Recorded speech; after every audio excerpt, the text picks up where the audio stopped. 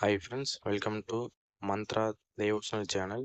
இந்த வீடியோ பார்க்குற எல்லாரும் மறக்காமல் இந்த சேனலை சப்ஸ்கிரைப் பண்ணாமல் வந்தீங்கன்னா சப்ஸ்கிரைப் பண்ணி வச்சுக்கோங்க. நம்ம இப்போ இந்த வீடியோ என்ன பார்க்க போகிறோம்னா, வீட்டில் கார்த்திகை தீபம் நீங்கள் ஏற்றுறீங்க போகிறீங்க அப்படின்னா அப்போ கண்டிப்பாக நீங்கள் தெரிஞ்சு வச்சுக்கணும்.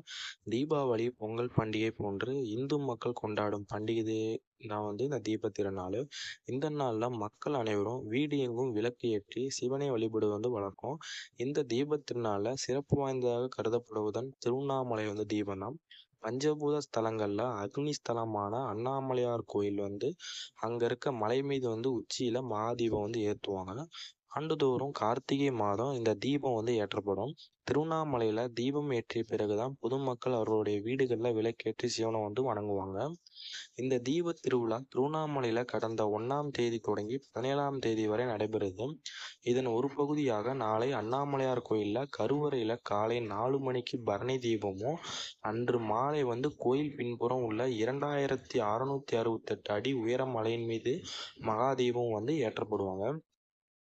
இந்த தீபம் தொடர்ந்து 7 நாட்கள் எரிஞ்சு கொண்டு இருக்கும். அவ்வாறு திருவண்ணாமலையில் மகாதீபம் ஏற்பட்ட பின்பு அனைவரது வீடுகளிலும் விளக்குகள் ஏற்றப்படும். அவ்வாறு ஏற்றப்படும் விளக்குகளை எவ்வாறு ஏற்ற வேண்டும் என்பதை குறித்து தான் இந்த முன்னேற்பு எச்சரிக்கையாக நான் உங்களுக்கு சொல்ல போகிறேன். வாசலில் இருமுனையிலும் வைக்கப்படும் 2 விளக்குகள் மட்டும் புதிதாக இருப்பது கட்டாயம். மீதம் உள்ள இடங்களில் பழைய விளக்குகள் உபயோகப்படுத்தலாம். ஆனால் விளக்குகளை முதல் நாளே சுத்தம் செய்து வைத்துக்கொள்ள வேண்டும். தீப திருநாள் அன்று விளக்குகளை கழுவுவது சரியானது கிடையாது. அதனால் முதல் நாள் விளக்குகளை கழுவி வச்சு நீங்கள் பண்ணலாம். கார்த்திகை தீபத்தினை மண் அகலில் ஏற்றினால் ஆயுள் பெருகும் அப்படின்னு ஒரு ஐதீகம் இருக்குது.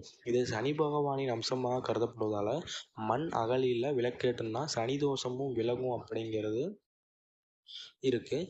விளக்கு மண்ணின் மகளான மகாலட்சுமி குறிக்கும். மண் என்பது நிலையாக இருக்கக்கூடியது. அதுபோல் நம்மை தேடி வரும் செல்வம் நம்மிடம் நிலையாக இருக்க வேண்டும் என்பதற்காக மண் அகலில் தீபம் ஏற்ற வேண்டும் அப்படின்னு ஜோதிட நிபுணர்கள்லாம் சொல்கிறாங்க. விளக்கேற்ற நல்லெண்ணெய் எப்போதுமே சிறந்தது. அதனுடன் விளக்கெண்ணெயை கலந்து விளக்கேற்றினால் நீண்ட நேரம் நின்று விளக்கு எரியும் அப்படின்னும், சிறியதாக வெட்டிய வாழை இலை துண்டுகள் அல்லது வாழை மட்டை துண்டுகள் அல்லது சிறிய ஊறுகாய் தட்டுகள் என இவற்றை விளக்குகளுக்கு அடியில் வைக்கும்போது எண்ணெய் வழிந்து தரையில் பிசு ஆகாமல் இருக்கும். கார்த்திகை தீப திருநாளில் கிழக்கு நோக்கி தீபம் ஏற்றினால் கஷ்டங்கள் விலகும்.